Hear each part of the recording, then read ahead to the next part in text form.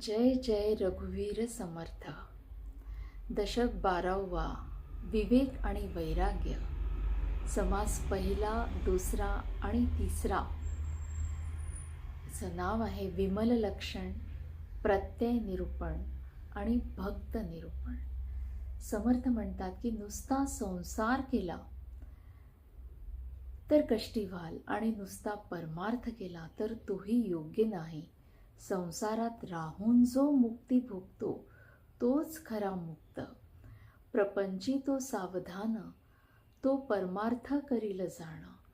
आणि हे कसं घडू शकतं? जो संसारात सुद्धा सावध असतो, सावधपणे आपले कार्य करतो, तोच खरा सावध आणि विवेकी. आणि संसारात राहून परमार्थ म्हणजे काय? आतल्या आत एक वैराग्य भाव त्याच्या आतमध्ये सतत असतो.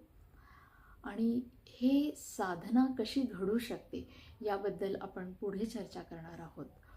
त्यानंतर प्रत्यय निरूपण समासात समर्थ म्हणतात की दुसऱ्यांच्या मनातलं जाणून घेणं हे तितकं सोपं नाही. जसं सगळे वृक्ष आम्हाला दिसायला वरून वरून सारखे दिसतात, पण जेव्हा एखाद्या चंदनाच्या वृक्षाचं खोड रगडलं जातं तेव्हा ते कळतं की हे वृक्ष चंदनाचं आहे. त्याचप्रकारे चांगली माणसं त्यांच्या वागणुकीने सिद्ध होतात. आणि म्हणून मनाला सतत चांगल्या वागणुकीची शिकवण देण्यावरती समर्थ जोर देतात. आणि भक्त निरूपण समासात त्यांचं म्हणणं आहे की जेव्हा तुम्हाला हे कळू लागतं की संसार हा करायचा आहे सावधपणे आणि परमार्थ सुद्धा वैराग्य बुद्धीने करायचा आहे, तर हे घडेल कसं?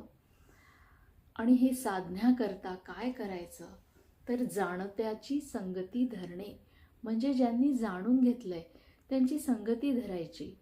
तर इहलोकामध्ये जर तुम्हाला काही अचिव्हमेंट करायचं आहे तर निश्चितच तुम्ही कॉलेज जाता, शाळेत जाता, वेगळ्या प्रकारचे शिक्षणं घेता, तेव्हा तुम्ही या संसारात सक्सेसफुल होता. पण जेव्हा तुम्हाला परलोकाची अनुभूती हवी आहे, त्या दिशेने जायचं आहे, तेव्हा तुम्हाला सद्गुरू हा पाहिजे. आणि सद्गुरूला पण विचारायचं काय? देव कोणे, मी कोणे, भक्त म्हणजे कोणे, ह्या प्रश्नांना विचारायचं.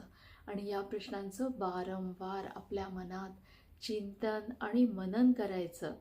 निर्विकार जे निर्गुणतेची शाश्वतची खूण, देव कळला मी कोण, कळलेची पाहिजे.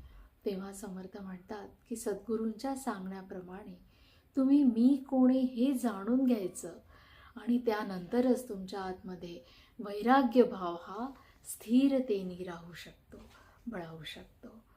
जय जय रघुवीर समर्थ.